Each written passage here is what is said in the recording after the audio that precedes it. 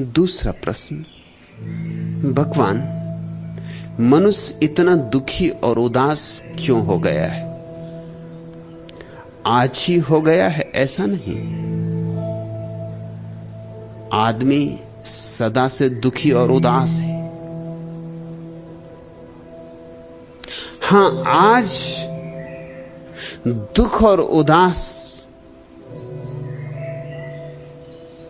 ये दुख, ये चिंता, ये उदासी समझने की समझ आदमी में ज्यादा आ गई है। तो सदा से दुखी, लेकिन इतना बोध नहीं था, इसलिए गुजारे जाता रहा।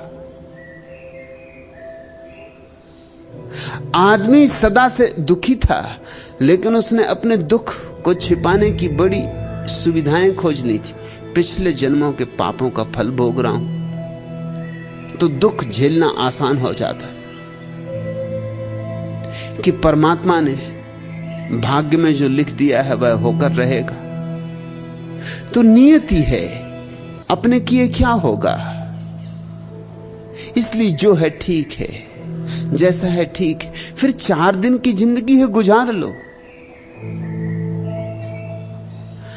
आज न तो अतीत के जन्मों के सिद्धांत काम आ रहे हैं, न परमात्मा विधि का लेखक रह गया है। लोगों के मन में बहुत संदेह उठे। संदेह शुभ लक्षण है। संदेह का अर्थ है समझ पैदा हो रही, विश्वास खंडित हो गए। अच्छा हुआ, क्योंकि विश्वास आदमी को अंधा रखते। ध्यान रखना, मैं श्रद्धा का पक्षपाती हूं, विश्वास का विरोधी। विश्वास का अर्थ होता है दूसरों ने तुम्हें जो दे दिया, उधार। और श्रद्धा का अर्थ होता है अपने अनुभव से जिसे पाया। श्रद्धा का अर्थ होता है स्वयं की प्रतीति, और विश्वास का अर्थ होता है दूसरों के द्वारा डाले गए संस्कार। विश्वास एक तरह की मानसिक आदत है, और श्रद्धा जीवन सत्य की खोज। विश्वास संदेह के विपरीत है। विश्वासी संदेह को दबा के बैठा रहता है, और श्रद्धा संदेहों का उपयोग कर लेती, संदेह की सीढ़ियां बना लेती। हर संदेह अगर ठीक ठीक ईमानदारी से जिया जाए तो श्रद्धा तक लाता है, लाएगा ही। संदेह में बीज छिपे हैं श्रद्धा के। इसलिए मैं नहीं कहता कि संदेह को दबाना, मैं नहीं कहता कि संदेह की तरफ पीठ करना। मैं तो कहता हूं संदेह को पूरा पूरा जीना, निखारना, धार रखना, ताकि तुम्हारी श्रद्धा ये तुम्हारी पीढ़ी दर पीढ़ी, बच्चे बच्चों के बच्चों तक काम आएंगे। ये टूटते ही नहीं। रईस ने पंखा खरीद लिया, और वह आदमी जा भी नहीं पाया था। रईस ने पंखा 1-2 बार ही किया होगा कि टूट गया। वो तो बड़ा हैरान हुआ। सस्ते से सस्ते पंखे भी कुछ दिन तो चलते हैं, और ये शाश्वत पंखा जो पीढ़ी दर पीढ़ी चलने वाला था, 1-2 बार हवा करने में टूट गया। बहुत हैरान हुआ। लेकिन वह आदमी जा चुका था। दूसरे दिन की प्रतीक्षा की उसने कि शायद फिर निकले। फिर दोपहर वही आवाज। अनूठे पंखे, न पहले कभी बने न फिर कभी बनेंगे। उसने उस आदमी को बुलाया। उसने कहा कि तेरी हिम्मत की दाद देनी होगी। ये टूटा हुआ पंखा पड़ा है, और तू कहता था अनूठा पंखा, और इस सड़े पंखे के तुम मुझसे 5 रुपए लूट ले गया। उस पंखे वाले ने आंख भी न झपकी। उसने कहा तो इसका सिर्फ एक ही अर्थ होता है कि आपको पंखा करना नहीं आता। उस रईस ने कहा हद हो गई, और भी देखो। बेशर्मी की भी कोई सीमा है, बेईमानी की भी कोई सीमा है। मुझे पंखा करना नहीं आता, पंखा कैसे किया जाता है? तो उस आदमी ने कहा कि पंखा करने का ढंग, पंखे को हाथ में रख के सामने रख लो और सिर को हिलाते रहो। ये पंखा शाश्वत है, मगर ढंग से किया जाए तो ये कोई ढंग है? हिला दिया होगा, पंखा टूट गया। पंखा हिलना नहीं चाहिए, सिर हिलाओ और पंखे को सामने रखो, हवा भी होगी, पंखा भी रहेगा। तुम्हारी श्रद्धाएं, जिनको तुम श्रद्धा कहते हो, श्रद्धाएं नहीं, विश्वास है, बस ऐसे हैं, जरा में टूट जाएंगे। इसलिए तथाकथित विश्वासी बहुत डरा रहता कि कोई संदेह न जगा दे। जिसके जीवन में श्रद्धा है वो संदेहों से डरता ही नहीं, वो तो संदेहों को निमंत्रण दे आता है कि आओ, क्योंकि श्रद्धा संदेह से बहुत आगे की बात है। लेकिन संदेहों को पार करके आए हो तब। सुदास, तुम पूछते हो मनुष्य इतना दुखी उदास क्यों हो गया? मनुष्य सदा दुखी था लेकिन सांत्वना करता रहा था, सदा उदास था लेकिन अपनी उदासी के लिए व्याख्याएं खोजता रहा था। आज पहली दफा व्याख्याएं व्यर्थ हो गई हैं, सांत्वनाएं उखड़ गई हैं। आज पहली दफा आदमी ने पंखे को सामने रख के सिर हिलाना बंद कर दिया है। पंखा टूट गया है। पंखा हिलाया कि टूट गया? आज मनुष्य सब तरह के संदेहों से घिरा हुआ खड़ा है, सब तरफ अंधेरा मालूम होता है, क्योंकि जिन दियों पर भरोसा किया था वो दिए नहीं थे, सिर्फ कल्पना के जाल थे। अब मनुष्य को सच्चे दिए की तलाश करनी होगी। ये शुभ घड़ी है। मैं इससे चिंतित नहीं हूं, मैं इससे आनंदित हूं। और तुमसे भी मैं कहूंगा सुदास, आनंदित हो। ये शुभ घड़ी है कि झूठी सांत्वनाएं उखड़ गई, झूठे सिद्धांत कचरे में गिर गए। आदमी ने पहली दफा आंख खोली,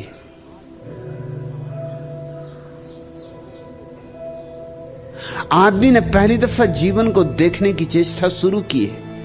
निश्चित यह कठिन मार्ग है। आदमी प्रौढ़ हुआ है, इसलिए बचपन की परियों की कथाएं अब काम नहीं आएंगी, और बच्चों के लिए गढ़े गए ईश्वर के सिद्धांत भी अब काम नहीं आएंगे। अब ज्यादा देर नहीं लगेगी कि तुम गणेश उत्सव मनाते ही रहो। पैरों के नीचे से जमीन खिसक गई है। अभी भी खींचे जा रहे हो, लकीर के फकीर हो पुराने, इसलिए मुर्दा लकीरों को भी पीटे जा रहे हो।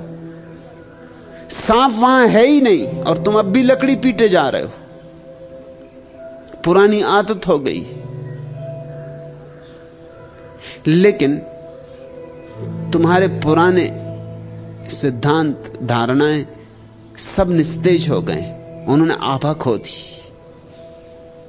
उनके आधार गिर गए, उनकी बुनियादें सरक गई। तुम्हारे सारे मंदिर धूल धूसरित हो गए। और स्वभावतः ऐसी अड़चन की घड़ी पहले कभी ना आई थी। आदमी प्रौढ़ ही ना हुआ था। बच्चों को हम खिलौने दे देते, बस खिलौनों में उलझ जाते।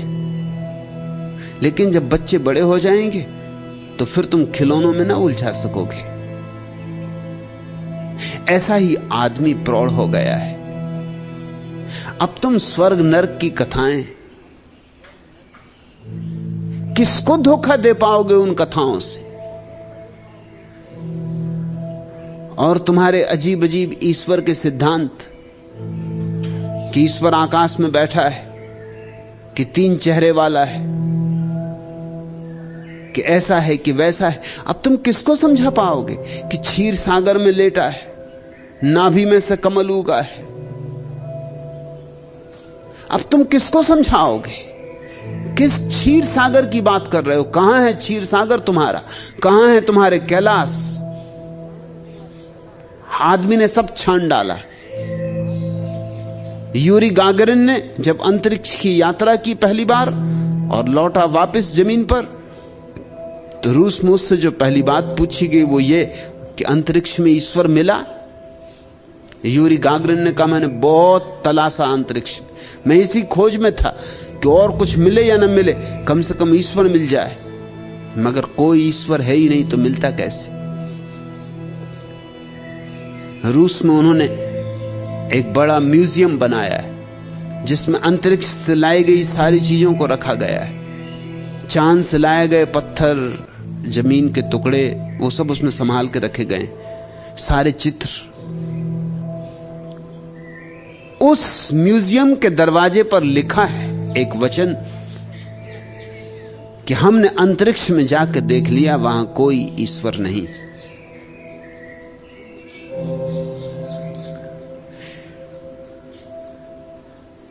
लेकिन इससे यह सिद्ध नहीं होता कि ईश्वर नहीं। इससे सिर्फ इतना सिद्ध होता है कि पुरानी धारणा व्यर्थ हो गई। हमें अब ईश्वर को भी नई भाव भंगिमा देनी होगी। अब ईश्वर व्यक्ति की तरह नहीं हो सकता, अब तो ईश्वर शक्ति की तरह हो सकता है। अब ईश्वर जगत का सृष्टा ऐसा नहीं हो सकता, अब तो ईश्वर जगत की सृजनात्मकता, क्रिएटिविटी ऐसा होगा। अब ईश्वर के दर्शन करने की बात फिजूल है। अब तो तुम्हारे भीतर जो दृष्टा बैठा है वही ईश्वर है। एक क्रांति घट गई। पहले हम सोचते थे ईश्वर दृश्य है, उसे देखा जा सकता है। अब हमें एक क्रांति करनी होगी। ईश्वर दृश्य नहीं है, दृष्टा है। जिन्होंने पहले भी जाना है उन्होंने भी यही कहा है कि ईश्वर दृष्टा है, दृश्य नहीं। लेकिन वे इन्हीं गिने लोग थे, उंगलियों पर गिने जा सकें। आज पूरी पृथ्वी बड़े संदेह से भर गई। इसलिए सुदास बहुत दुख है और बहुत उदासी। मगर ये दुख और उदासी ऐसे ही है जैसे रात बहुत अंधेरी जब हो जाती है तो खबर देती है कि सुबह करीब है।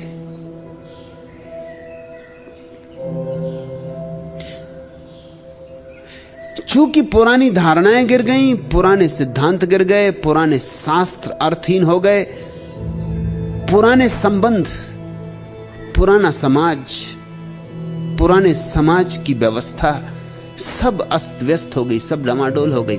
आदमी बिल्कुल अकेला हो गया है, इसलिए बहुत उदास है। इतना आदमी अकेला कभी नहीं था।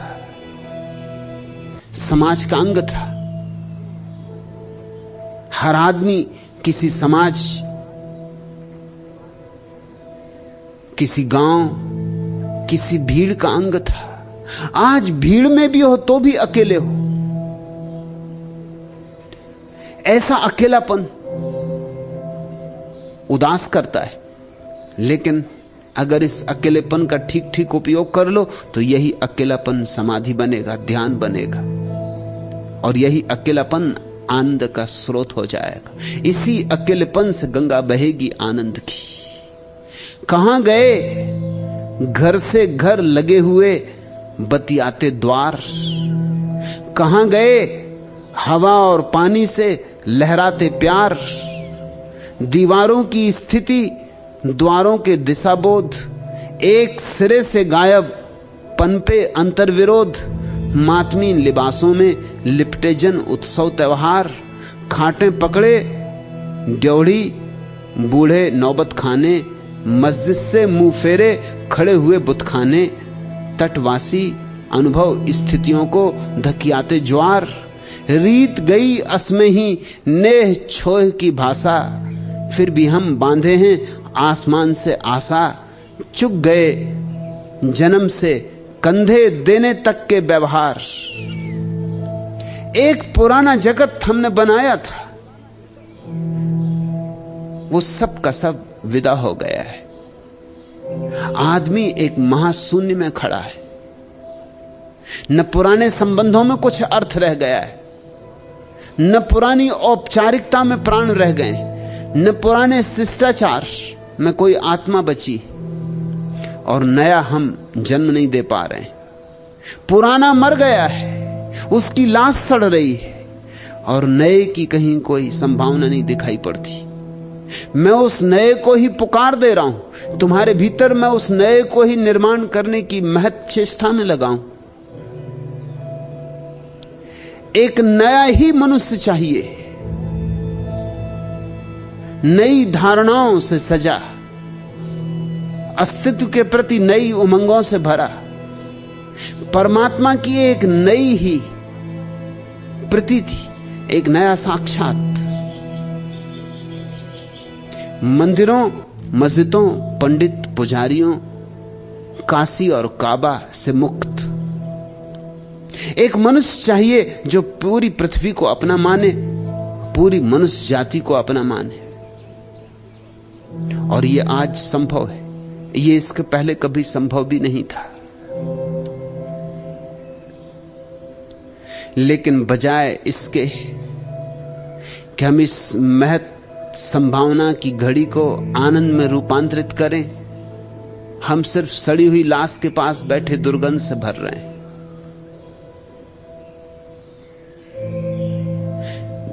चुनौती सामने खड़ी है, जीवन एक महाप्रश्न चिन्ह बन गया है। बजाय इसके कि हम चुनौती को अंगीकार करें और अभियान पर निकलें, हम अभी भी इस आशा में बैठे कि शायद पुरानी राख में टटोलने से कोई अंगार मिल जाएगी। नहीं नहीं, नई अंगार जलानी। पुरानी अंगार बिल्कुल बुझ गई, राख हो गई। अब उसमें मत टटोलते बैठे रहो। अब तो हमें फिर से निर्माण करना होगा। और अगर तुम्हें थोड़ी भी समझ हो तो फिर से निर्माण करने का अवसर कितना बड़ा सौभाग्य है।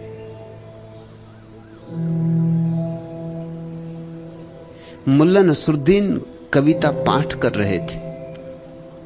श्रोताओं में एक तरफ हलचल देखकर वे रुके। क्या आपको काव्य पाठ सुनाई दे रहा है? एक श्रोता बोला, नहीं। इसलिए तो हलचल मची, इसलिए तो लोग बेचैन हैं। यह सुनते ही माइक्रोफोन ठीक किया गया और नसरुद्दीन ने पुनः कविता पाठ शुरू किया। लेकिन अब दूसरी तरफ श्रोताओं में हलचल मच गई और पहले से भी ज्यादा। नसरुद्दीन बोले, क्यों भाई, अब क्या परेशानी है? क्या अभी भी काव्य पाठ सुनाई नहीं दे रहा है? कई श्रोता उठ खड़े हुए और बोले, परेशानी यह है कि अब काव्य पाठ सुनाई दे रहा है।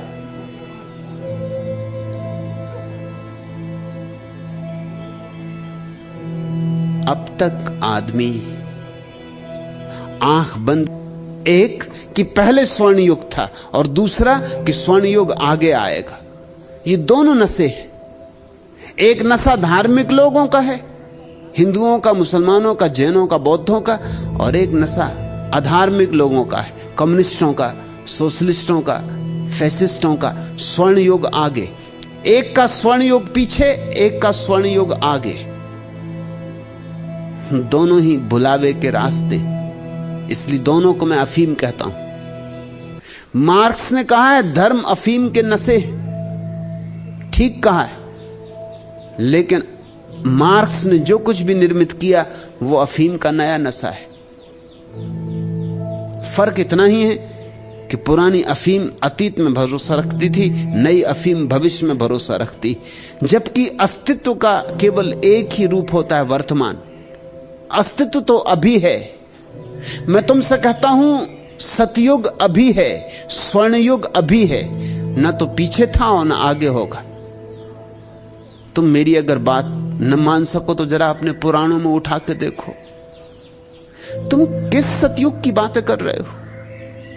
लोग इस तरह बातें करते हैं जैसे सारे पाप अब हो रहे हैं। जरा अपने पुराण टटोलो और तुम चकित हो जाओगे, तुम हैरान हो जाओगे।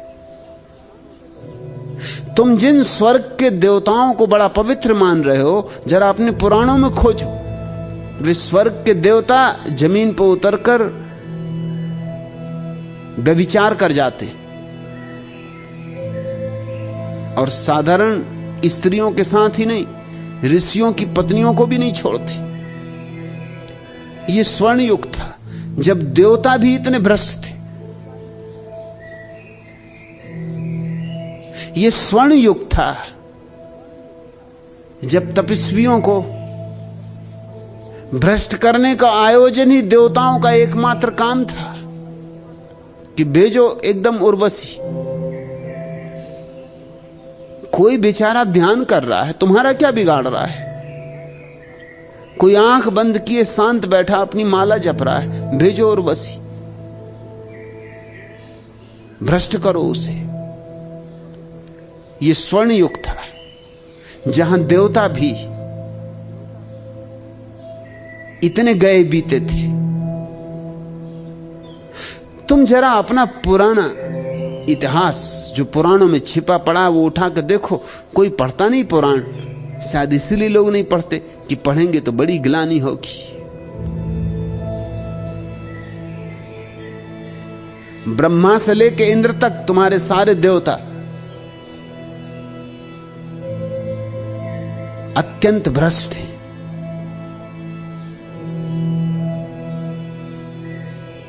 उनकी भ्रष्टता की कोई सीमा भी नहीं। पुराण कहते हैं कि ब्रह्मा अपनी बेटी पर ही मोहित हो गए। ऐसा तो अब भी नहीं होता।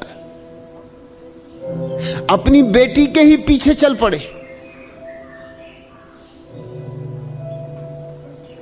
उसी के प्रति कामातुर हो गए। और ब्रह्मा महादेव है, सृष्टा है जगत के।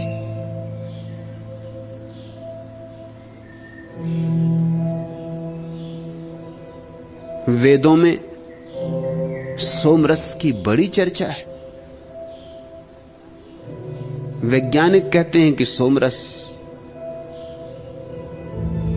कोई खो गई जड़ी बूटी जो रही होगी भांग, गांजा, चरस, अफीम जैसी, उसे पी पी के देवता मस्त हो रहे थे। पश्चिम के बहुत बड़े विचारक आल्दुअस हक्सले ने तो लिखा है कि सोमरस एलएसडी जैसी कोई चीज थी। और भविष्य में एल्डोस हक्सले ने लिखा है कि जब हम एलएसडी की शोध को पूरा कर लेंगे तो जो अंतिम हमारे हाथ में मादक द्रव्य लगेगा सारी वैज्ञानिक शोध के बाद, अच्छा होगा उसका नाम हम सोमा रखें, वेद के ऋषियों की स्मृति में।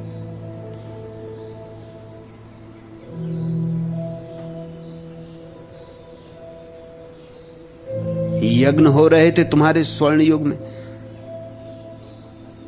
जिनमें गौ माता के भक्त गौ की बलि चढ़ा रहे थे, घोड़े काटे जा रहे थे, नरमेध भी हो रहे थे। स्वर्ण युग, सतयुग।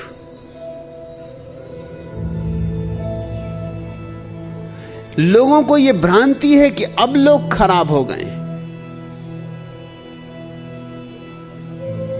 अगर लोग अब खराब हो गए तो बुद्ध किसको समझा रहे थे 24 घंटे चोरी मत करो, बेईमानी मत करो, भ्रष्टाचार मत करो,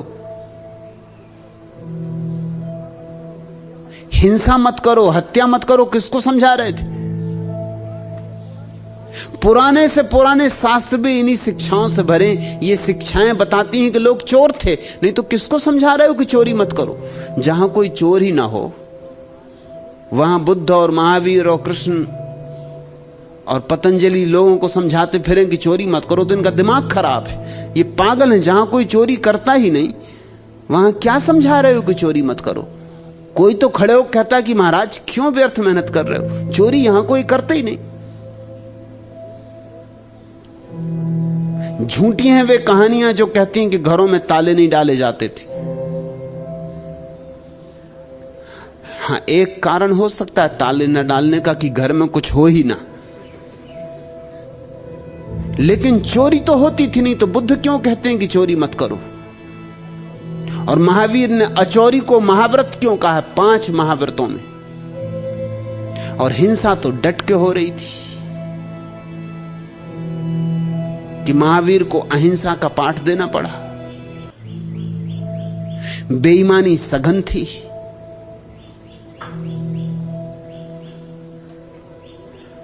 कब था स्वर्ण युग?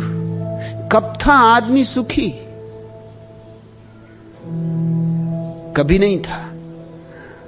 लेकिन हां, एक मूर्छा थी, एक तंद्रा थी। वो तंद्रा टूट गई है आज। अच्छा हुआ टूट गई। टूट गई तो अब हम उपाय कर सकते हैं सुखी होने का। लेकिन सुख, दूसरी भ्रांति में मत पड़ जाना कि समाजवाद आएगा तो मिलेगा, कि साम्यवाद आएगा तो मिलेगा, कि वर्ग विहीन समाज की रचना होगी तो मिलेगा। सुख का कोई संबंध बाहर से नहीं, सुख अंतर्दशा है। जो निर्विचार हो जाए उसे अभी और यहीं मिल जाएगा। और फिर कब समाज वर्ग विहीन होगा, तब तक तुम जिंदा रहोगे। और सवाल तुम्हारा है।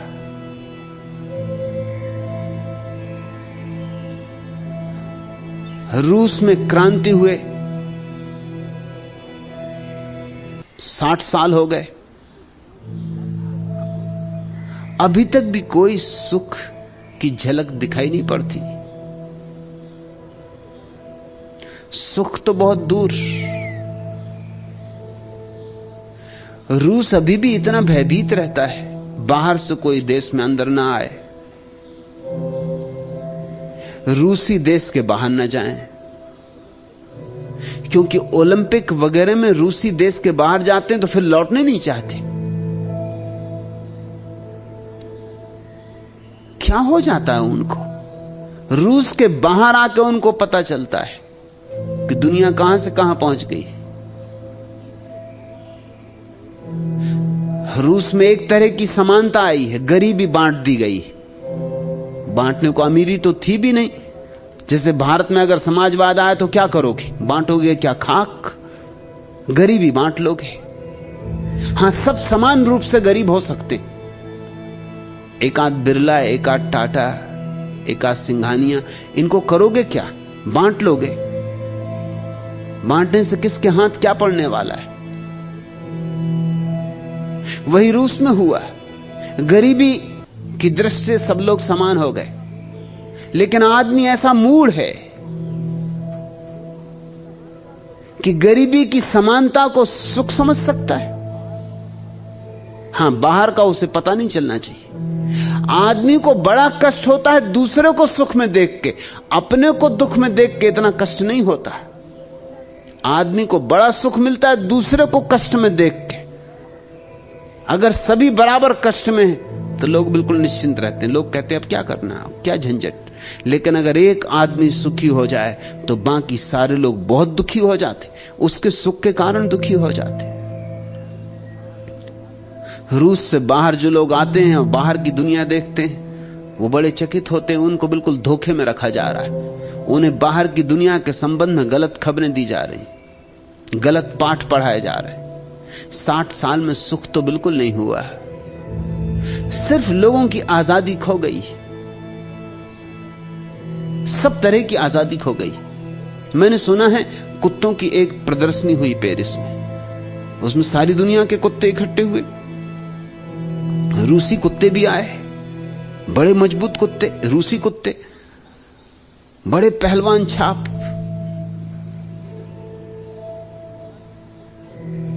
फ्रांसीसी कुत्तों ने उनसे पूछा कि रूस के क्या हालचाल है, कैसी चल रही जिंदगी वहां।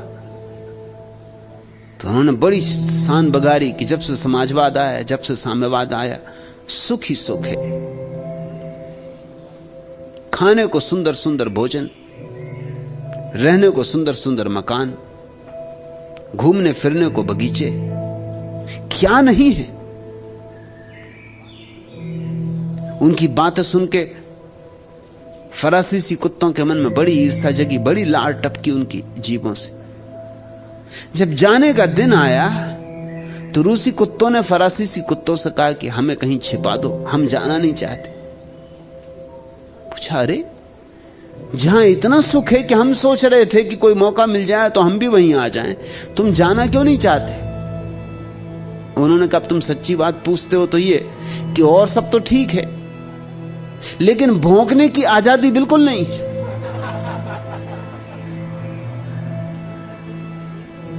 भौंक नहीं सकते,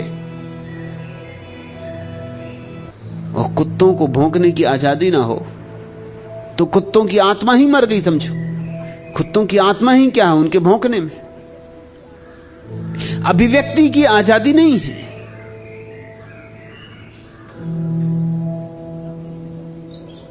न तो अतीत में कोई रामराज्य था और न भविष्य में कोई रामराज्य होने वाला है। अतीत में रामराज्य जो लोग बताते हैं वो तुम्हें धोखा दे रहे हैं, और जो भविष्य में बताते हैं वो भी धोखा दे रहे हैं। अगर कोई रामराज्य हो सकता है तो अभी। और राम राज्य से मेरा अर्थ किसी दशरथ पुत्र राम का राज्य नहीं।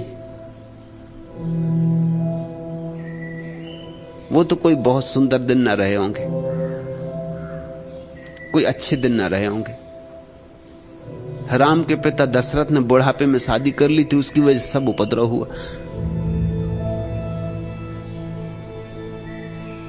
बुढ़ापे में शादी की, ये रामराज्य, ये स्वर्ण युग, ये सतयुग। बूढ़े दशरथ को अभी काम वासना से छुटकारा नहीं मिला, और इसी स्त्री के बातों में आके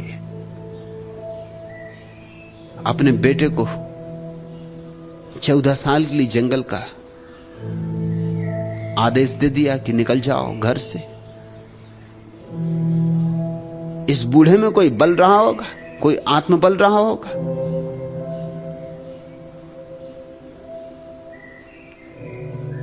ये तो मालूम होता है कि अपनी पत्नी का बिल्कुल चाकर रहा होगा। बुढ़ापे में शादी जो लोग करते हैं अक्सर उनकी ऐसी गति हो जाती। और राम में इतना भी बल न था कि गलत बात के खिलाफ खड़े हो सकते। दकियानूसी रहे होंगे, मान ली आज्ञा, चाहे गलत सही मान ली आज्ञा। और इसलिए पीढ़ियों दर पीढ़ियों से इस देश में हम राम का गुणगान सुनते रहे। वो इसीलिए कि सब आज्ञा मानो, सब आज्ञाकारी बनो। और जो देश इतनी भी क्षमता नहीं रखता कि गलत आज्ञाओं के खिलाफ खड़ा हो सके, वहां क्रांति कैसे होगी? राम चले गए जंगल, गलत बात फिर चाहे पिता की भी क्यों ना हो, इससे क्या फर्क पड़ता है? गलत बात के सामने झुकना गलत है।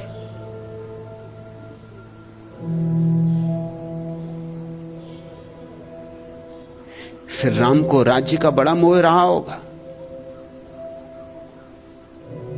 राज्य के मोह के पीछे फिर सीता का भी त्याग कर दिया। अगर यूं ही था तो खुद भी चले गए होते सीता के साथ, तो कुछ शान की बात होती।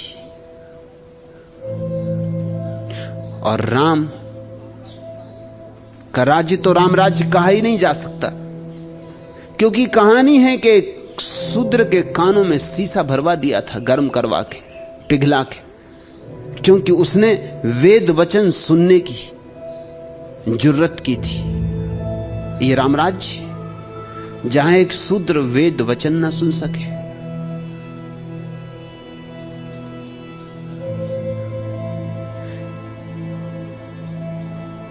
महात्मा गांधी इन्हीं राम का गुणगान कर रहे हैं, और दूसरी तरफ शूद्र को हरिजन बता रहे हैं।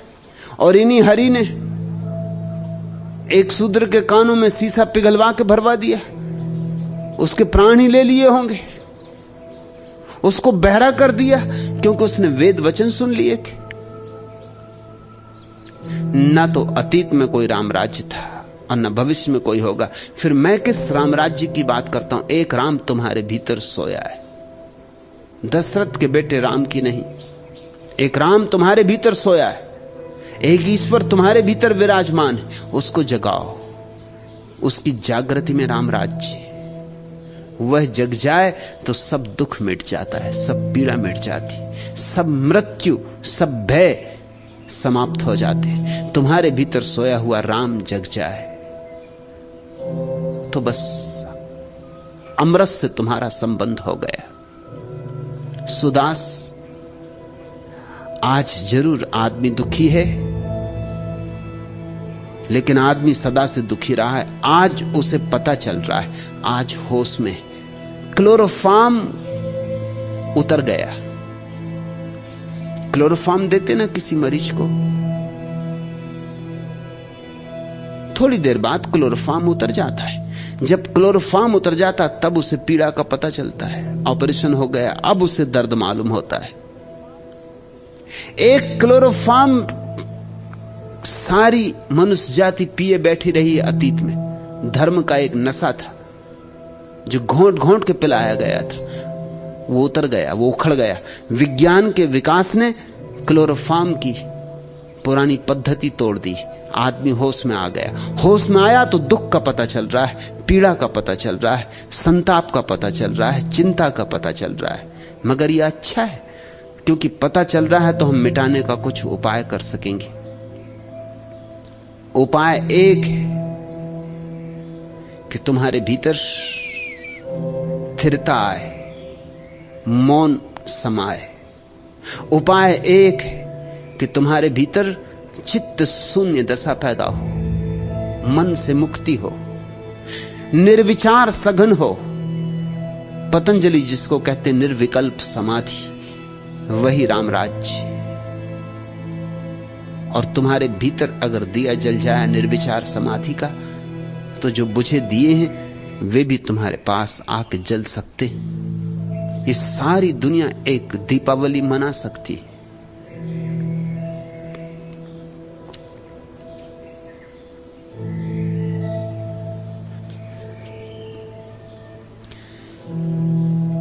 लेकिन जब मैं ये कहता हूं तो स्वभावतः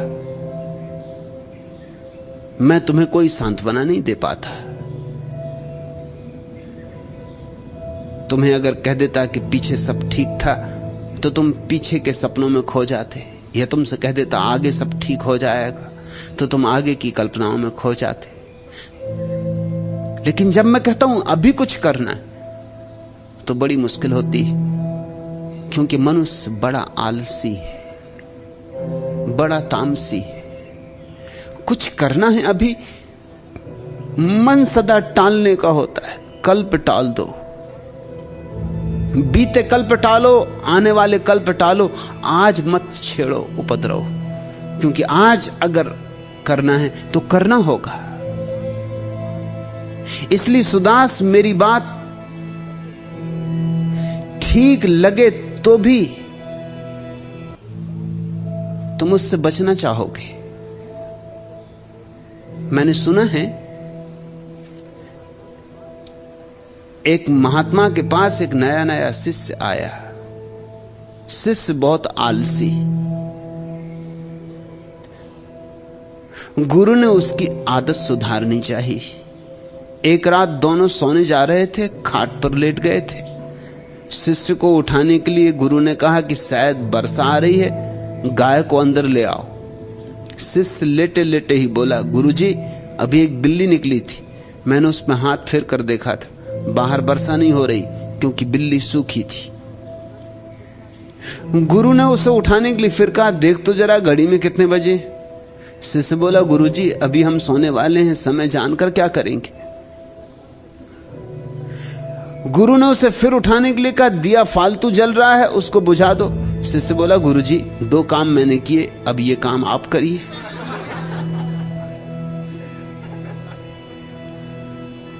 मैं जब कहता हूं अभी और यहीं, रामराज्य को सुलगाना है, जगाना है,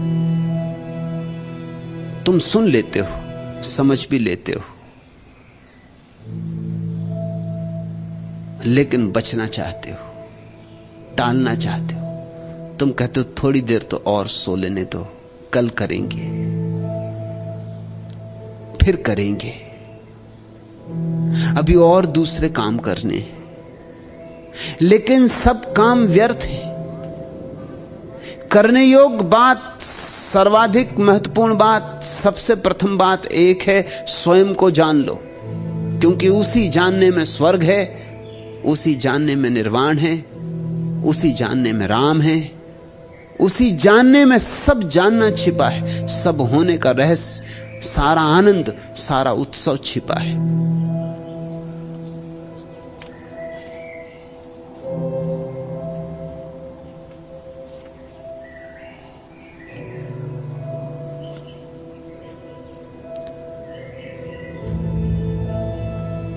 मनुष्य जी रहा है करीब करीब ऐसे जैसे नशे में हो।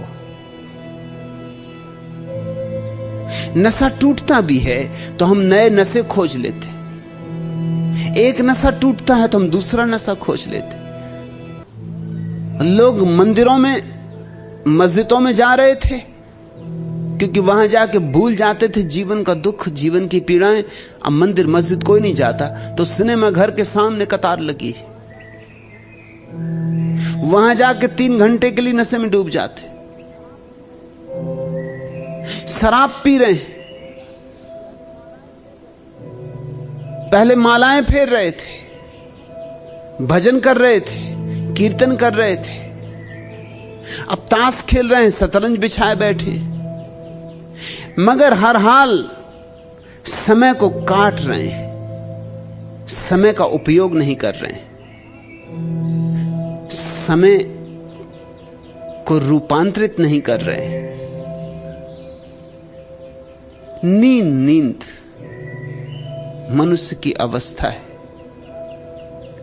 एक बार 2 शराबी रास्ता भटक गए। रात का समय, कुछ ज्यादा ही चढ़ा ली थी।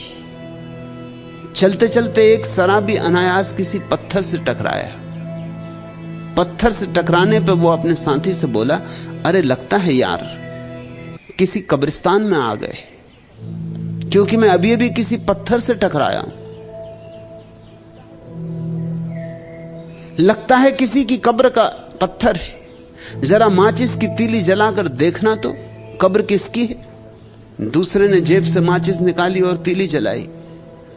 थोड़ी देर को प्रकाश हुआ और तीली बुझ गई। एक तो नशा, फिर थोड़ी सी देर के लिए प्रकाश और तीली का बुझ जाना। दूसरे ने पहले से कहा, यार लगता है कि कोई अच्छी खासी उम्र में मरा है, इस पर तो 420 लिखा हुआ है। लगता है कोई बुजुर्ग की कब्र है, और बुजुर्ग की कोई छोटे मोटे नहीं, दिल्ली में कोई बड़े नेताजी रहे होंगे, नहीं तो 420 की उम्र, ठीक 420 की उम्र पाना बड़ा मुश्किल है। क्या गजब का आदमी रहा, ठीक समय पे मरा।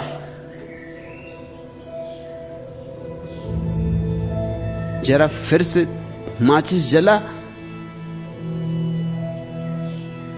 जरा देख तो लें किसकी कब्र है, ठीक ठीक नाम तो पता चल जाए। हो सकता है कोई अपना ही भाई बंद हो, अपना ही कोई बुजुर्ग हो। फिर तीली जलाई गई, फिर प्रकाश हुआ और तीली बुझ गई। दूसरे ने दुख भरे स्वर में जवाब दिया, अरे अरे 420 मील पुणे। मालूम होता है कोई बहुत पुण्यात्मा आदमी की कब्र पुणे। बेचारे, परमात्मा उनकी आत्मा को शांति दे।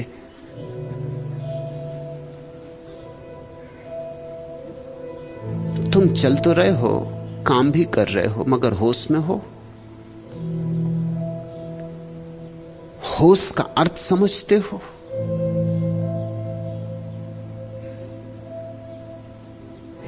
एक एक कृत्य सावधानी से किया जाए।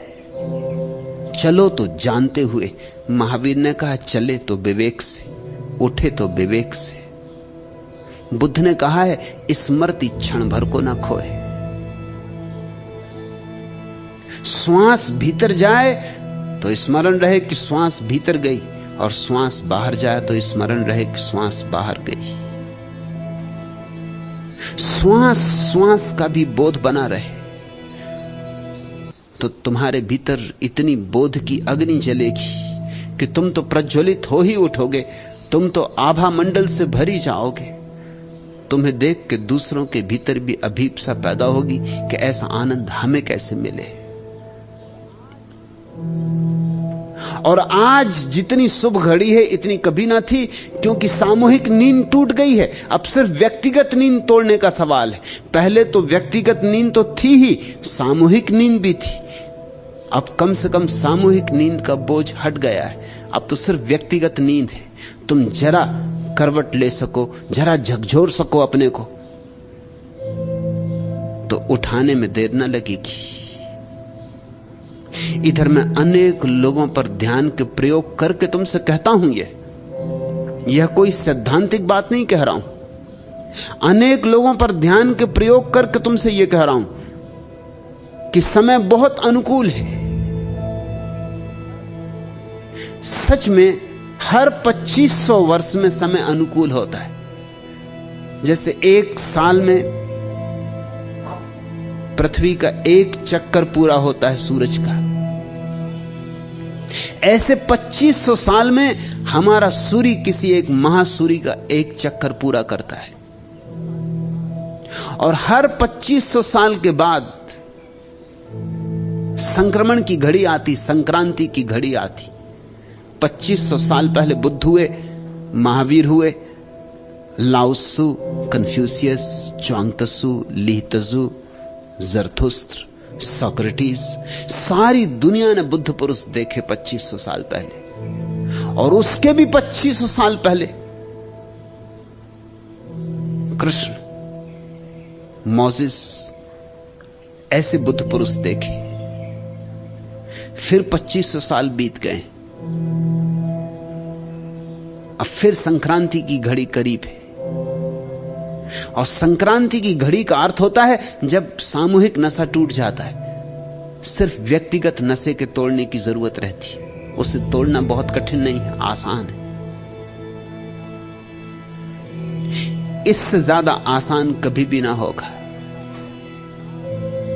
कभी ऐसा होता है कि नाव ले जानी हो उस पार तो पतवार चलानी पड़ती, और कभी ऐसा होता है कि पतवार नहीं चलानी पड़ती, सिर्फ पाल खोल दो, हवा अपने आप नाव को उस तरफ ले जाती। हर 2500 साल में ऐसी घड़ी आती है जब पतवार बिना चलाए पार हुआ जा सकता है, सिर्फ पाल खोल दो। ऐसी ही शुभ घड़ी में तुम हो, इसका उपयोग कर लो, इसे चूक।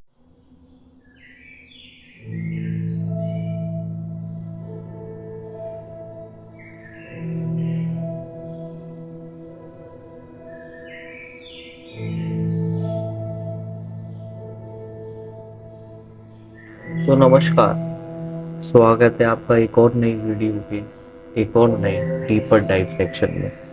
यह वीडियो काफ़ी लंबी है, तो अगर आप ये वीडियो आपने एक ही बार में, या बहुत से लोग धीरे धीरे करके भी सुनते हैं, मेरे को वो भी सही लगता है कि जितना आपको समझ में आए और जितना आपको लगता है कि आज के लिए काफ़ी, उतना सुनकर आगे आप अगले दिन आकर सुने, ये आपका अपने हिसाब से। लेकिन अगर आपने पूरी वीडियो ये यहाँ तक सुन ली है और उसके बाद अगर आप इस सेक्शन पर आए हैं, तो मेरा मानना है कि आप इस वक्त एक बहुत अलग थिंकिंग जोन में पहुंच चुके होंगे ऑलरेडी। क्योंकि ये टॉपिक जिस पर ओशो ने वीडियो में चर्चा करी है वह आसान नहीं है। जो हमारी लास्ट वीडियो थी आनंद के ऊपर थी, उससे अगर आप इसको कंपेयर करो तो आपको लगेगा टॉपिक तो काफ़ी सिमिलर है, लेकिन बहुत ज़्यादा डिफरेंस है, बहुत बहुत ज़्यादा। अगर कोई नया है हमारे इस चैनल पे, तो प्लीज़ आप हमारी पुरानी वीडियो, इससे लास्ट वीडियो जो थी जीवन में खुश कैसे रहे हैं उसका नाम, आप उसको एक बार जरूर देखें। तो हम इस वीडियो की बात कर रहे थे कि ये बहुत ही कहने को डिफिकल्ट टॉपिक है। और डिफिकल्ट मैं इसलिए बोल रहा हूँ क्योंकि हमारे लिए यह सोच पाना, जिन जिन चर्चाओं पर ओशो ने बात करी है, सबसे पहला जो हमारे मन में भ्रांति फैलाई गई, कह लो भ्रांति फैलाई गई, या जो हमको हमेशा से अभी तक सिखाया गया कि पहले का समय ये, उसके ऊपर जो एक नया पर्सपेक्टिव हमें उस शो के द्वारा सुनने को मिला, वह काफी अलग के साथ साथ काफी यूनिक और काफी कंट्रोवर्शियल भी हो सकता है बहुत से लोगों के लिए, क्योंकि यह विचार आप हर किसी से नहीं सुन सकते। वहीं दूसरी तरफ वो चुने राम जी, जिनको भगवान का दर्जा दिया जाता है, उनके ऊपर बहुत एक अलग, बहुत एक, मेरे लिए तो बहुत ज्यादा नया पर्सपेक्टिव था, मैंने नहीं सुना था और इस तरीके से मैंने कभी नहीं देखा था। हाँ, जब मैंने रामायण पढ़ी या जब मैंने देखी, तो जब मेरे को लगता तो था कि, सच्ची बता रहा हूँ, टू बी वेरी ऑनेस्ट, लगता तो था कि शायद वो आज्ञाकारी वाली बात और वो सब बात सुनकर, लेकिन इतना कभी डीप डाइव नहीं कर पाया था मैं। ये इस स्पीच को सुनने के बाद ही इतना ज्यादा मैंने उस पर गहन अध्ययन करके देखा। वहीं फिर हम वापस देखते हैं तो इन सब बातों को जिस तरीके से लिंक करा गया, हमारी खुशी, हमारी आज की समस्याएं, हमारा आज की समस्याओं को देखने का नजरिया, अगर आप इस वीडियो में देखें तो सबसे बड़ी चीज थी कि नजरिया। शॉर्ट में समराइज करा जाएगा तो यही कहा जाएगा कि आपका मेरा पीओवी क्या है हमारी लाइफ को लेकर। अगर आपका हमारा पीओवी इस तरीके का होगा जिसमें हम प्रेजेंट को सबसे ज्यादा शक्तिशाली मानेंगे, तो मुझे नहीं लगता ऐसा कुछ है।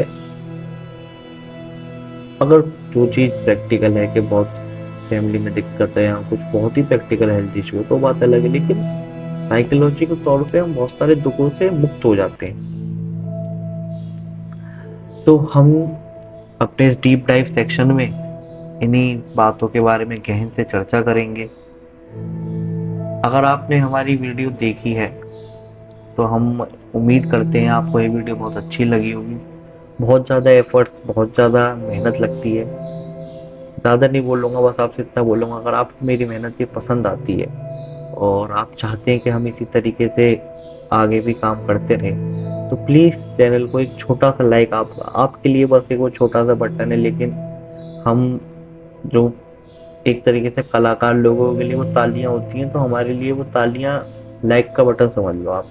लाइक का बटन, वो सब्सक्राइब का छोटा सा लाल कलर का बटन, ये हमारे लिए बहुत ज़्यादा वो हो जाती है कि हाँ, मतलब अगर वो सही जा रही है तो हम समझ पाते हैं कि लोगों को चीज़ें अच्छी लग रही हैं, क्योंकि मैंने देखा है कि कमेंट बहुत कम लोग करते हैं। अगर आप कमेंट करें तो ये तो हमारे लिए सबसे ज़्यादा बढ़िया बात होगी कि आपने अपनी कीमती समय से हमारे लिए समय निकाला।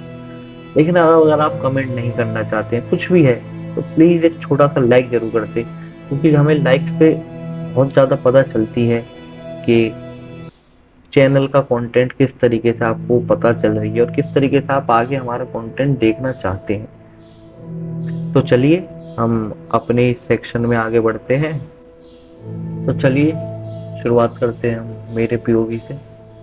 इस वीडियो का मेरा पीओवी बड़ा रहेगा, क्योंकि वीडियो की स्पीच काफ़ी बड़ी थी, तो मैं कोशिश करूँगा हर एक टॉपिक को कवर करने की।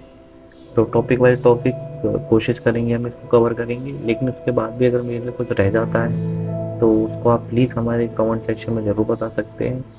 तो चलिए बिना किसी वक्त गवाए ज़ाया करें हम शुरू करते हैं। तो अगर मैं इसमें बात करूँ तो जो मेरे को पर्सनली लगता है कि अगर इसको मैं एक शॉर्ट में समराइज करना चाहें आज की अपनी मॉडर्न समय या करंट टाइम को देखते हुए, तो एक इसमें चंबे वाली बात मेरे को ये लगी पूरी स्पीच में कि ये रिकॉर्डिंग लगभग कुछ नहीं है तो 1960 या 70 के आसपास की रही है।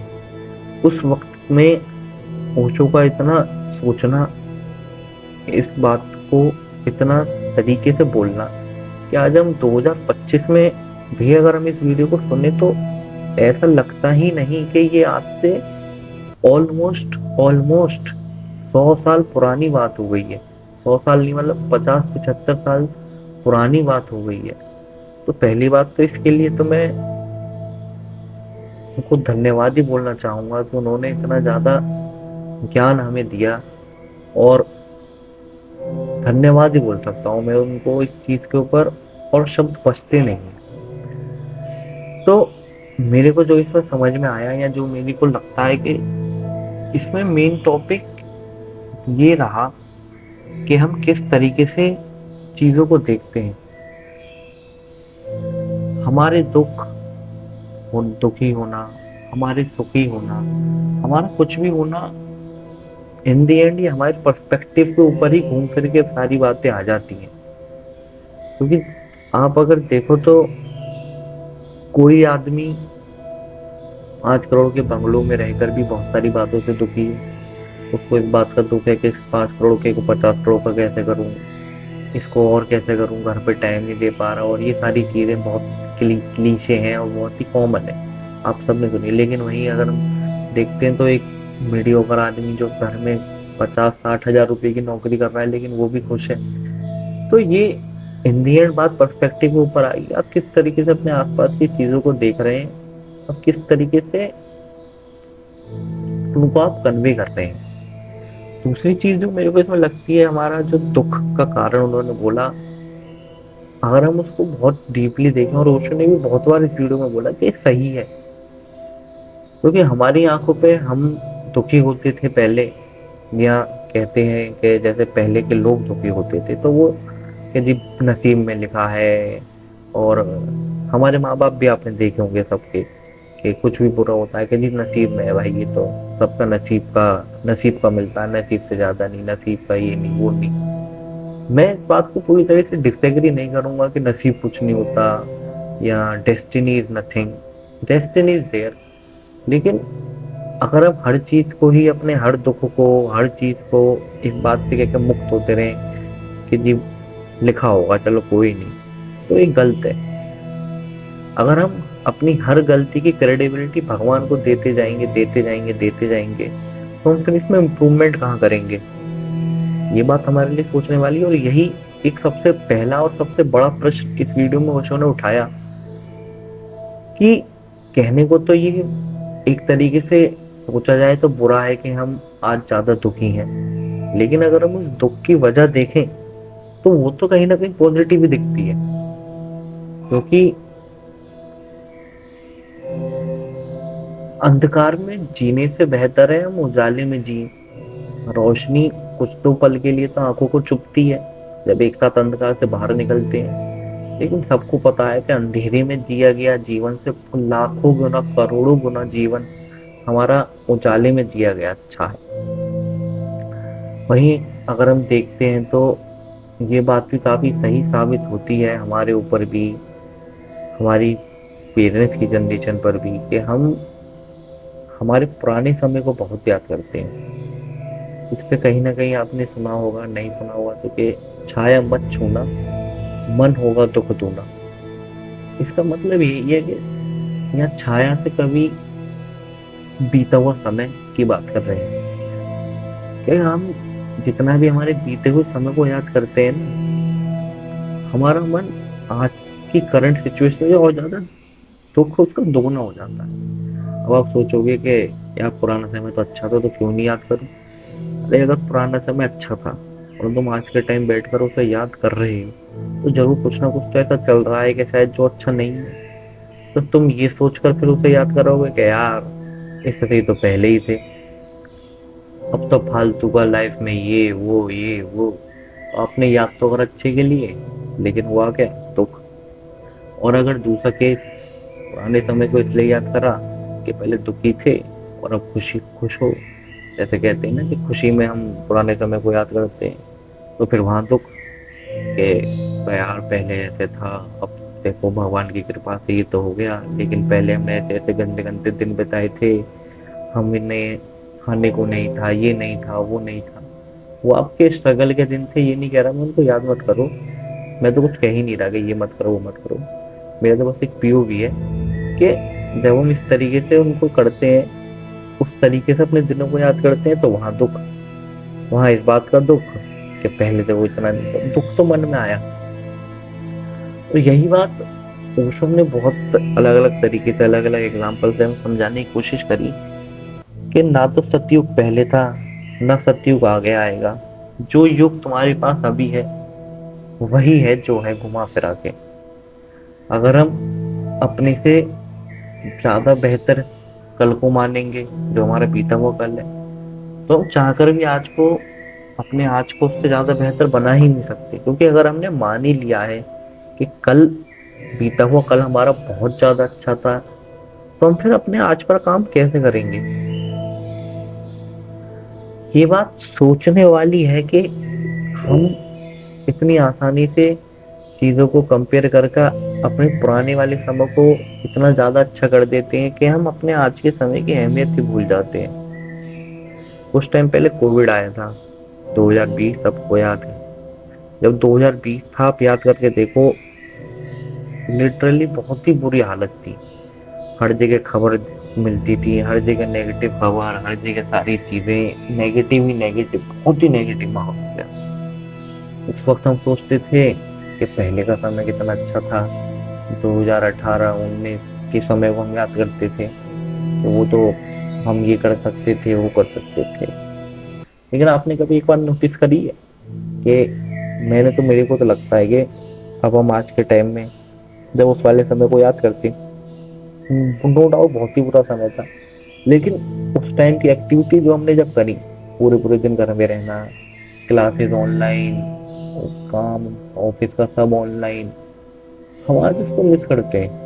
जब हम कड़कती धूप में, इस भारत की कड़कती धूप में, दोपहर को कोई अपने ऑफिस जा रहा होता है, शाम को इस भीड़ से लदी हुई बस में घर वापस लौट कर आ रहा होता है, तो एक ना एक बात उसके मन में ख्याल आता है कि यार, इससे सही तो 2020 ही था, कम से कम घर बैठे बैठे तो काम हो रहा था। तो आप उस वक्त के इतने मुश्किल समय को आज के समय से कंपेयर कर कर उसको बेटर मान रहे हो, तो मेरे हिसाब से इससे बड़ा एग्जाम्पल हमारी करंट लाइफ में और हमारी करंट जनरेशन के लिए हो ही नहीं सकता कि हम हमारे बीते हुए कल को हमेशा आज से बहुत ही बेहतर मानते आए हैं। और जब तक हम इसको ऐसा मानते रहेंगे, मेरा ये मानना है, जैसे उन्होंने बोला ओशो ने, कि हम अपने आज पर काम ही नहीं कर रहे हैं, क्योंकि हम ऑलरेडी उसको अपने से बहुत ऊपर रख चुके हैं। इसी को कंपेयर करते हुए जो ओशो ने इसमें राम जी, जिनको हम भगवान का दर्जा देते हैं, भगवान मानते भी हैं, ओशो ने खुद में एक दो वीडियोस में जो इसी चैनल पर है, कृष्णा कृष्ण जी के ऊपर, उसमें एक वीडियो में कंपैरिजन था, कुछ करा था राम जी के कैरेक्टर पर और कृष्ण जी के कैरेक्टर पर। तो उसमें उन्होंने बहुत सारी चीजें बताई थी, ज्यादा डीप में नहीं है, वो सुपरफिशियल है। अगर आपको देखना हो तो आप देख सकते हैं, चैनल पर ही है वो। कृष्णा जी की सेकंड वीडियो, दो वीडियो है, तो उसमें जो सेकंड है उसमें है। तो मैं कह रहा था कि राम जी के ऊपर जो एक पर्सपेक्टिव शेयर करा गया है इस वीडियो में ओशो के द्वारा, मैं समझता हूँ कि वो इतना ज्यादा अलग है कि मेरे लिए तो बहुत ही ज्यादा यूनिक है। मैंने कभी इस तरीके से नहीं सोचा था, ना इस तरीके से कभी देखा था। सब पढ़ा, सब देखा, उसके बाद भी इतना ज्यादा ये नहीं आ पाया था।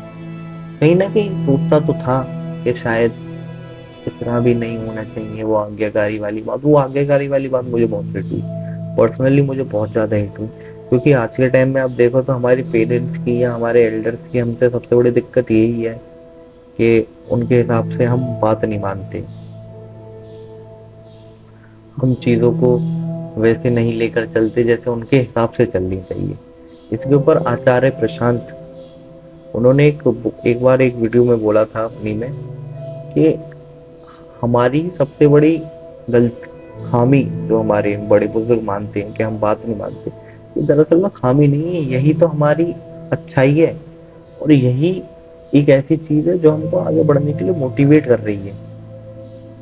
और यही बात दोस्तों ने बोली कि जब तक आप बस बातों पर विश्वास करते जाओगे, तब तक आपकी खुद की intellectual thinking, critical thinking develop ही नहीं हो सकती। क्योंकि when you start questioning the things, then you start getting the answers जो किसी के पास नहीं है। किसी के पास नहीं है से मेरा मतलब है कि, क्योंकि वो क्वेश्चंस आपके खुद के हैं ना, तो जो खुद के क्वेश्चंस है उसके अगर आंसर खुद से आ जाए खुद के अंडरस्टैंडिंग से आ जाए, तो मेरे साथ उससे बेहतर और उससे अच्छा कुछ नहीं हो सकता।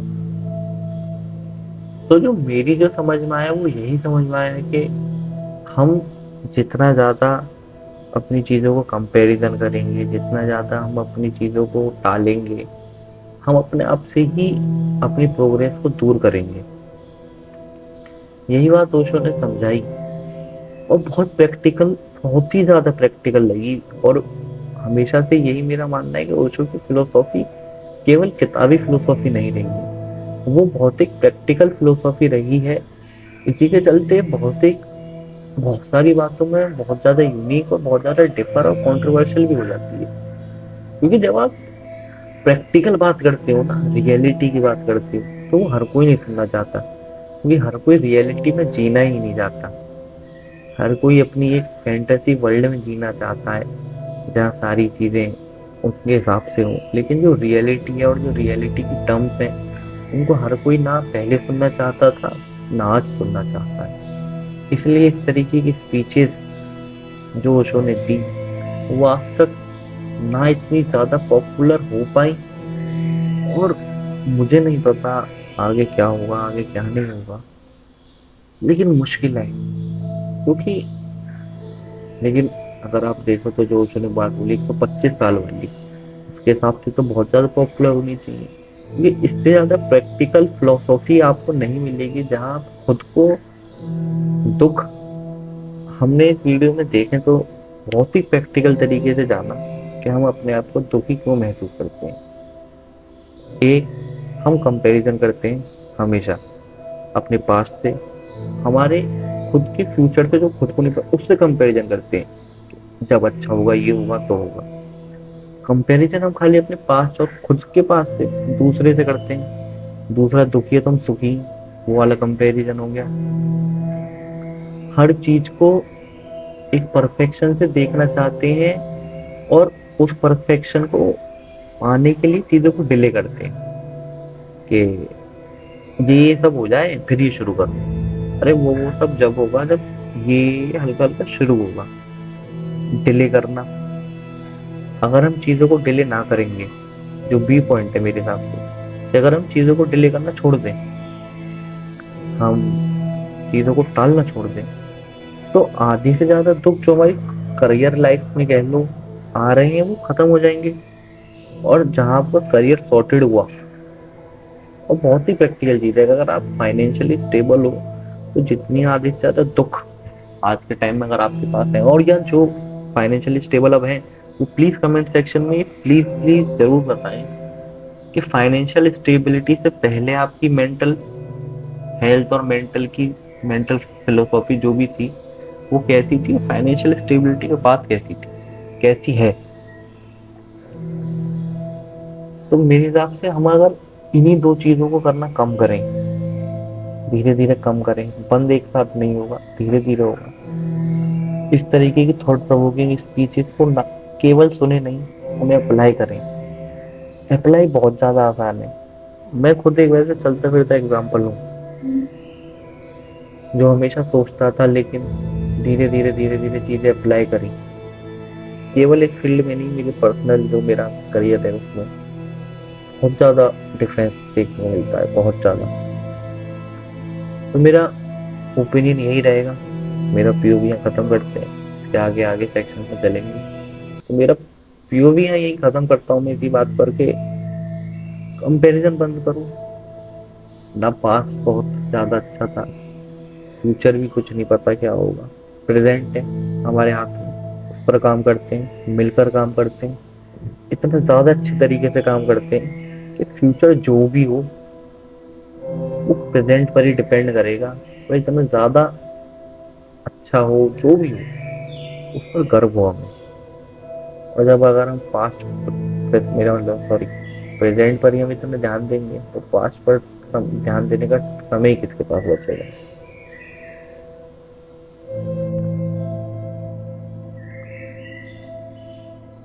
समय के साथ साथ बहुत से दार्शनिक, बहुत सी वाइज सोल्स ने भी हमें समझाने की कोशिश करी है कि सैडनेस कोई मिस्टेक नहीं है, वो एक सिग्नल है हमारे आने वाले कल की एक नई सुबह का, एक नई शक्ति का। तो आइए हम ऐसे ही कुछ दार्शनिकों के बारे में चर्चा करते हैं। तो सबसे पहले हम बात करेंगे सोरेन कियारकेगार्ड का।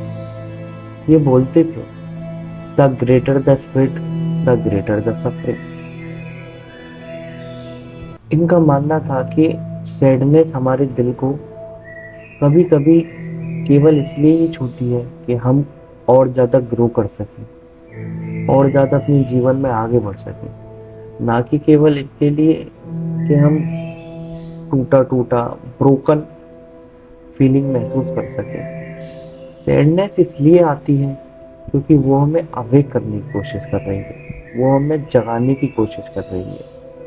वो बोलते हैं कि जितना ज्यादा हम डीपर क्वेश्चंस पूछेंगे, जितना ज्यादा हम डीपर एनालाइज करने की कोशिश करेंगे, उतना ज्यादा हो सकता है हमको सैडनेस हैवियर और ज्यादा सैडनेस फील होने लगे, क्योंकि हम उतनी ही ज्यादा धीरे धीरे the real truth, the reality जिसे कहते हैं, उसके करीब होते जाते हैं। But hidden inside the sadness is the seed of a new richer life. वहीं दूसरी तरफ कार्ल जंग, जिनके काम को वही शेडो वर्क कहा गया था, वे बोलते थे, one does not become enlightened by imagining figures of light, but by making the darkness conscious। इनका भी यही मानना था कि ट्रू हीलिंग हैप्पी होकर और पॉजिटिव रहकर या इन गुड टाइम्स आप ग्रो नहीं करते। गुड टाइम्स में you just enjoy the phase. इन्होंने हमेशा इस बात पर जोर डाला कि हमें हमारे बुरे समय को एक रोशनी की तरह देखना चाहिए, एक छुपी रोशनी की तरह देखना चाहिए इनफैक्ट, जिससे हम देख सकें कि हमारा आने वाले समय को हम और ज़्यादा बेहतर, और ज़्यादा फलफुल और ही ज़्यादा अच्छा कैसे बना पाएंगे। ये कहते थे कि ये हमारी ब्रेवरी नहीं होगी अगर हम हमारी डार्कनेस साइड या हमारी बुरे समय से हम अपनी पीठ दिखाकर भाग जाए। हमें जब भी हमारा डार्क साइड या कुछ भी बुरा समय या सैडनेस, या बेसिकली डार्क साइड या बुरे समय से मतलब सैडनेस से है। तो जब हम सैड महसूस करते हैं तो हमें उससे भागने के बजाय ये सोचना चाहिए, what are you trying to show me. वहीं एलन वॉट्स, जिसके बारे में ओशो ने भी वीडियो में चर्चा करी, लेकिन उन्होंने एलन वॉट्स की निंदा करी। उन्होंने बोला कि एलन वॉट्स ने पुरानी पुराने तरीके के गम को मिटा दिया, लेकिन उन्होंने जो हमें दिया है वो खुद एक नई भ्रांति और एक खुद एक नई दुख की शुरुआत है। अब एक तरीके से देखा जाए तो अगर ओशो ने ये बात बोली है तो इस पर अगर सोचा जाए तो शायद कहीं ना कहीं एलन वॉट्स ने कुछ ऐसा जरूर बोला होगा, या उन्होंने कुछ ऐसा सिखाने की कोशिश करी थी कि जो जिसके खिलाफ ओशो रहते हैं। तो धार्मिक लोग हमें जो सिखाते हैं वह असल में वह नहीं होता जो हमें सीखना चाहिए। लेकिन एलन वॉट्स की कुछ बातें जो ओशो से मेल खाती थी, अगर हम उनके बारे में बात करें तो उन्होंने बोला था, you can not be afraid of sadness if you recognise it as a part of the dance. ये बात बिल्कुल ओशो से मेल खाती है कि अगर हम सैडनेस में दुखी हो जाएंगे, डरने लगेंगे कि अरे ये क्यों हो गया, तो हम उसकी जो आने वाली लर्निंग है हम उसे मिस कर देंगे। जिस तरीके से हर दिन से पहले रात आती है, हर समर से पहले एक विंटर आता है, उसी तरीके से हर हैप्पी मोमेंट के पहले सैडनेस जरूर आएगी।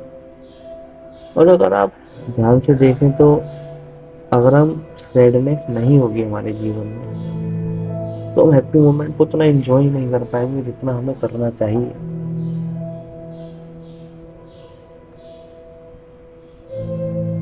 जब हम इन फिलोसोफर्स की बात को सुनते हैं, समझते हैं, तो एक बात तो हमारे दिमाग में बहुत ही क्लियर आ जाती है कि सैडनेस या दुखी होना ये कुछ गलत बात नहीं है, कुछ डरने वाली बात नहीं है। ये कॉल है, a call to return home to ourself. तो वहीं जब हम सैडनेस को या हमारे इस टॉपिक को मॉडर्न साइकोलॉजी और रिसर्च के तरीके से देखते हैं, तो एक बात तो बहुत ही अच्छे तरीके से सामने आ जाती है कि सैडनेस कोई नई चीज नहीं है, या दुखी महसूस करना कोई भी नई चीज नहीं है। जो नया है वो है हमारी उसके प्रति अवेयरनेस, हमारी उसके प्रति जागरूकता, हमारा ये जानना कि हम दुखी हैं। एक recent study World Health Organization के द्वारा हुई और उसमें रिवील होता है कि जो डिप्रेशन रेट्स हैं वो 18% बढ़ चुके हैं हमारे लास्ट डिकेड से। मतलब लास्ट डिकेड से इस डिकेड से अगर हम लास्ट डिकेड को हमारे इस डिकेड से कंपेयर करते हैं तो हम सिग्निफिकेंट 18% का इंक्रीज देखते हैं मोर डिप्रेशन में। तो क्या ये हमें ये दिखा रहा है कि हम सैड तो है ही है, दुखी तो हो ही जाते हैं, लेकिन हम उस दुख को इतना ज्यादा सीरियसली ले लेते हैं कि हम अपने आप को डिप्रेशन तक पुश कर देते हैं। आपको क्या लगता है इस बारे में कमेंट्स में जरूर बताएं। रिसर्चर्स ने और एक और बात नोटिस करी, उन्होंने देखा कि ऐसा नहीं है कि लोग सैड हो रहे हैं। असल में बात ये है कि वो अब जान रहे हैं कि असलियत में उनके अंदर क्या मेंटली डिस्टरबेंस है। वो इसको छुपाना नहीं चाह रहे, वे इसको दबाना नहीं चाह रहे, वो इसको बाहर निकालना चाह रहे हैं, वो उसका सॉल्यूशन ढूंढना चाह रहे हैं, वो अपनी सफरिंग को क्वेश्चन करना चाह रहे हैं, ना कि हमारी पुरानी सोसाइटी की तरह किसी रिचुअल, किसी एक्सक्यूज या किसी भी तरीके की ब्लाइंड बिलीफ को फॉलो कर कर अपने अंदर की कॉलिंग को दबा रहे हैं। तो इस तरीके से देखते हैं तो लगता है कि डिप्रेशन होना ये बुरी बात नहीं है। हम उस तरीके से उसमें डिप्रेशन अपने आप में बहुत एक डीप टॉपिक हो जाता है, क्योंकि बहुत तरीके के डिप्रेशन हो सकते हैं। कुछ ट्रॉमा का डिप्रेशन, कुछ फिजिकली ऐसा गलत हो गया उसका डिप्रेशन, कुछ साइकोलॉजिकली ही ऐसा हो गया कि जो रिपेयर या फिक्स नहीं हो सकता। तो मैं डिप्रेशन को इतना हल्के में नहीं ले रहा है, उसको ये नहीं बोल रहा ये अच्छा है। इस पर्टिकुलर टॉपिक पर जो डिप्रेशन की हम बात कर रहे हैं उस कॉन्टेक्स्ट में मैं ही बोल रहा हूँ। एक बहुत ही अलग सा स्टेट हमारे सामने आता है। ये बोलता है कि जिन कंट्रीज में हम आज भी ट्रेडिशनल बिलीफ को और मेंटल हेल्थ को और अवेयरनेस को लो रखते हैं और ट्रेडिशनल बिलीफ को हाई रखते हैं, वहाँ हम देखेंगे कि इतनी ज़्यादा डिप्रेशन रेट्स और इतनी ज़्यादा चीज़ें नहीं है। लेकिन सवाल ये खड़ा होता है, क्या वो सच्ची नहीं है या वो लोग जानते ही नहीं। एक इवोल्यूशनरी साइकोलॉजी सैडनेस ए सर्वाइवल टूल हमें बताती है कि इमोशंस लाइक सैडनेस ये हमें कभी डिस्ट्रॉय करने के लिए नहीं आए थे, ये हमारे नेचर में ही मौजूद है। Evolutionary philosophy sorry evolutionary psychology हमें एक बहुत ही क्लियर संदेश देती है। Pause, reflect, change something. हमारे पुराने समय में जो ट्राइबल्स टाइम था उसमें लोग आइसोलेटेड रहते थे, क्योंकि जब ज्यादा कम्युनिकेशन और ये सब चीज तो थी भी नहीं, तो उनके लिए सैडनेस को महसूस कर पाना, उनकी इनर कॉलिंग में अगर कुछ गलत हो रहा है उसको महसूस कर पाना बहुत ही मुश्किल था। क्योंकि उनकी प्रायोरिटी थी अपनी कम्युनिटी को प्रोटेक्ट करना। क्योंकि जब हंटर्स और बाकी सब चीजें बहुत ज्यादा थी, तो उस वक्त जब आपकी फिजिकल चीज ही खतरे में हो तो आप साइकोलॉजी के बारे में नहीं सोच सकते। आप साइकोलॉजी के बारे में जब भी सोच सकते हो जब आप फिजिकली कैपेबल हो जाओ। अगर हम न्यूरोलॉजी से सैडनेस को देखने की कोशिश करें कि असलियत में हमारे दिमाग में क्या होता है जब हम सैड महसूस करते हैं, तो हमें पता चलता है कि मॉडर्न न्यूरो साइंस ने हमें बताया है कि सैडनेस कोई रैंडम इवेंट नहीं है। हमारे ब्रेन के स्पेसिफिक एरिया जैसे एंटीरियर सिंगुलेट कॉर्टेक्स और एमाई ग्रेडेला, ये होते ही डीप इमोशंस को फील करने के लिए है। स्टडीज हमें ये भी बताती हैं कि एफएमआरआई स्कैन्स बताते हैं कि when sadness is allowed to move naturally through us without suppression, the brain processes it within 90 seconds on average। काफी स्पेशल और यूनिक स्टेट देखने को मिलता है। अगर जब हम अलाउ कर देते हैं सैडनेस को तो उसको संभलने में आने जाने में केवल 90 सेकंड्स का एवरेज लगता है। अब ये वो बात नहीं है जो आपको लगेगा अच्छा।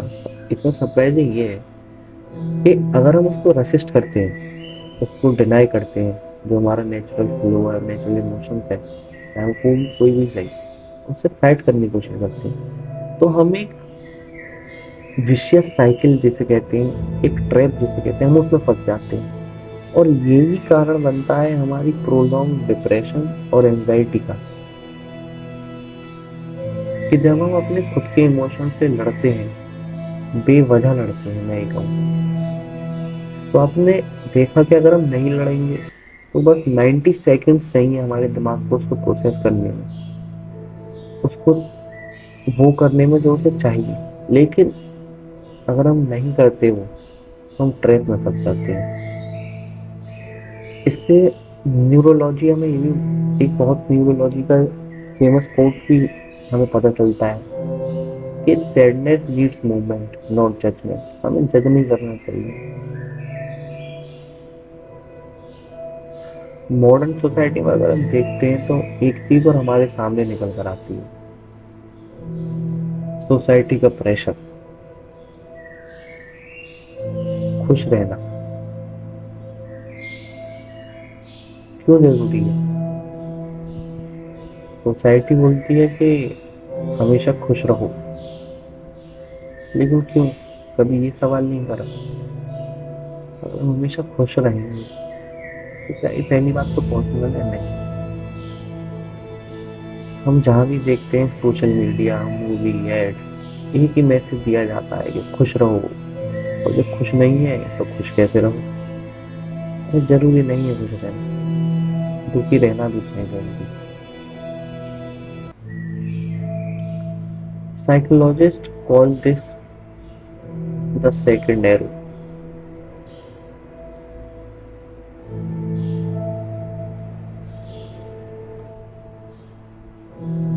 तो हमें एक बात तो बहुत क्लियरली मॉडर्न स्टडीज और साइकोलॉजी को देख कर समझ में आ जाती है कि अगर आप आज सैड, दुखी, कुछ भी इस तरीके का इमोशन महसूस कर रहे हैं, तो अगर हम उसे इस तरीके से देखेंगे कि इसको जल्दी से ठीक करो, फिक्स क्विकली वाले मेथड से देखते हैं, तो हम और ज़्यादा उसमें घुसते चले जाएंगे और वो और ज़्यादा हमारे लिए हानिकारक होगा।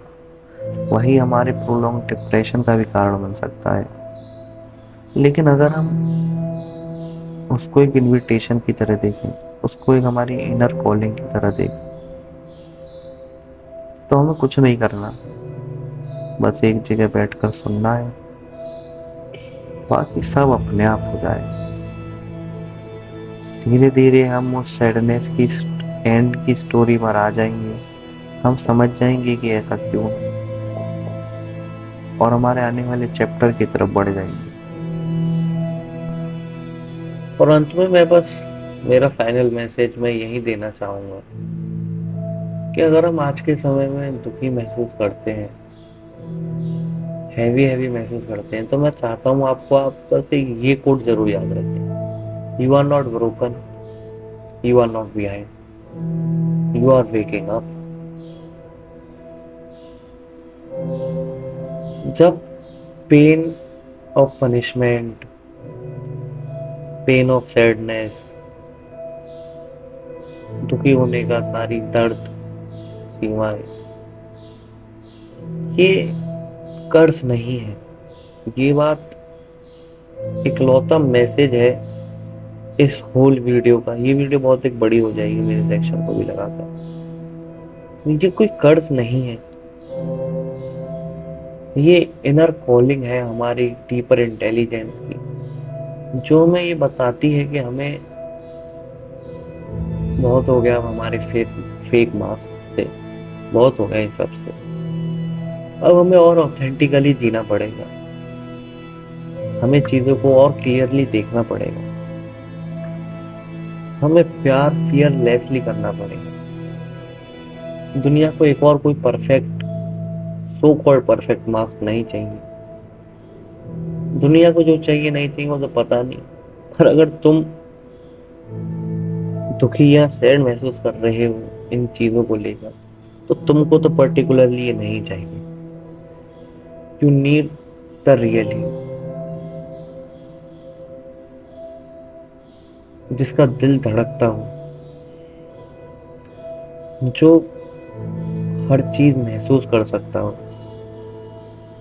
और इतना शक्तिशाली हो मन के तरीके से कि अगर कुछ महसूस करने में दिक्कत हो रही है, कुछ चीज अच्छी नहीं लग रही है, तो उसको कॉल आउट करे, उसको समय दे, उसके साथ बैठे, ना कि उससे भागे और दूर खड़ा हो। हमारी इन वीडियोस का मकसद ये नहीं होता कि आप बस सुने और एक मेडिटेशन साउंड की तरह इसे इस्तेमाल करते हैं बहुत से लोग, जो कि अच्छी बात है, करना भी चाहिए, प्लीजिंग होती है बहुत सी।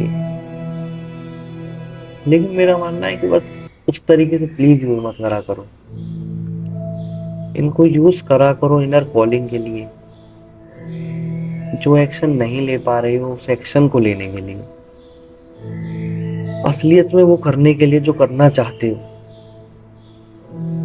क्योंकि बाकी सब चीज तो सब कर ही रहे हैं, सब जान रहे हैं, सब चीज सब कुछ कर ही रहे हैं। मेरी बस ये दरख्वास्त रहेगी आपसे आज इस सैडनेस वाले टॉपिक पर, या जो मैं बोलना चाहूंगा कि आपको जरूर जरूर जरूर प्लीज मेरे कहने पर दिन के 5 मिनट से ट्राई जरूर करना चाहिए। जब भी कुछ ऐसा मोमेंट आए, ब्रेक डाउन मोमेंट आए, कुछ भी आए, तो उससे भागना, अपने आप को डिस्ट्रैक्ट करना, पिक्चर देख ली, दोस्त से बात कर ली, ये नहीं करना चाहिए। उसके साथ बैठो, सुनो वो क्या कहना चाह रही है बात, वो अंदर की आवाज क्या है जो तुमसे कुछ बोलना चाह रही है, उसको सुनो। यही बात लोनली वाले टॉपिक में भी बोली थी मैंने कि जब आपको लोनलीनेस हिट करती है तो आपको उससे दूर नहीं भागना है, आपको उसके साथ बैठना है, वो आपकी दोस्त है। तो इसी तरीके से जब आपको सैडनेस हिट करती है, दुखी विचार आपके मन में हिट करते हैं, तो आपको उनसे भागना नहीं, आपको उनके साथ बैठना है। आप जितना उनको अपना दोस्त बनाओगे, तो जैसे दोस्त से बात करके सब चीज सॉल्व हो जाती है ना, इससे भी बात करके सारी चीजें सॉल्व हो जाएंगी और पता भी नहीं चलेगा। तो प्लीज एक्शन लेना शुरू करो। उम्मीद करता हूँ आपको ये वीडियो पसंद आई होगी। मेरा सेक्शन आपको कैसा लगा? अगर आपने यहाँ तक ये वीडियो सुनी है तो आपने मेरा सेक्शन सुना होगा, तो प्लीज आपको मेरा सेक्शन कैसा लगा, इसमें और क्या इम्प्रूवमेंट करे जा सकते हैं, प्लीज हमें कमेंट सेक्शन में जरूर बताएं। ओवरऑल वीडियो का एक्सपीरियंस, सारी चीजें आपको कैसी लगी, क्या सबसे बेस्ट पार्ट लगा, प्लीज उसको कमेंट में जरूर डिस्कस करें। और जितना ज्यादा हो सके चैनल को लाइक शेयर सब्सक्राइब जरूर करें। हमारा सब्सक्राइब रेशो चैनल वीडियो के दौरान भी आपने देखा होगा काफी कम है, प्लीज उसे बढ़ाओ, जितना ज्यादा हो सके इसे सपोर्ट करो, जिसको इसकी जरूरत हो उसे जरूर शेयर करो। जरूर जरूर जरूर शेयर करो, क्योंकि इन वीडियो का पर्पस ही ये है, जो मैं यही कोशिश करता हूँ कि मैक्सिमम लोगों तक रीच पहुंचे। क्योंकि ये बताने को बहुत सारे फिलोसोफर्स आज भी हैं, बहुत सारे अच्छे लोग आज भी हैं जो अच्छा काम कर रहे हैं, लेकिन मेरा मानना है कि इसमें कुछ अलग बात है। इतना ज्यादा ब्लंट, इतना ज्यादा बोल्ड, ओशो से ज्यादा कोई मुश्किल ही बोल पाया है। तो प्लीज जितना ज्यादा शेयर हो सके इसको शेयर करें, अपने करीबी जनों तक जरूर शेयर करें, जो इसको सुनना चाहते हैं, जिनको इसको सुनने की जरूरत है। तो चलिए फिर मिलते हैं अगले हफ्ते एक नई वीडियो, एक नए टॉपिक और एक नए डीपर डाइव सेक्शन के साथ। धन्यवाद। एक जरूरी सूचना, हमने कम्युनिटी टैब में लास्ट 2-3 दिन पहले बताया था कि हम नई स्ट्रेटेजी या हम वीडियो की फ्रीक्वेंसी बढ़ाने की सोच रहे हैं। उसमें हम संडे को लाइव करेंगे और हफ्ते में किसी एक दिन डिसाइड करना होगा, वेडनेसडे थर्सडे होगा मिड वीक। उस दिन हम इस तरीके की नॉर्मल वीडियोस अपलोड करा करेंगे। आपका इस बारे में क्या कहना है, आपके क्या सुझाव हैं, हमें कमेंट सेक्शन में जरूर बताएं। हम शॉर्ट फॉर्म कंटेंट लगातार पोस्ट कर रहे हैं अभी इंस्टाग्राम पर, हमने वहां भी कंसिस्टेंसी बनाने की पूरी कोशिश करी है। तो प्लीज जो शॉर्ट फॉर्म कंटेंट देखना चाहते हो, हमारा इंस्टाग्राम हैंडल डिस्क्रिप्शन में उसका लिंक मौजूद है, think_yourself_yt। उसको जरूर देखें, उसको जरूर एक बार चेकआउट करें। धन्यवाद।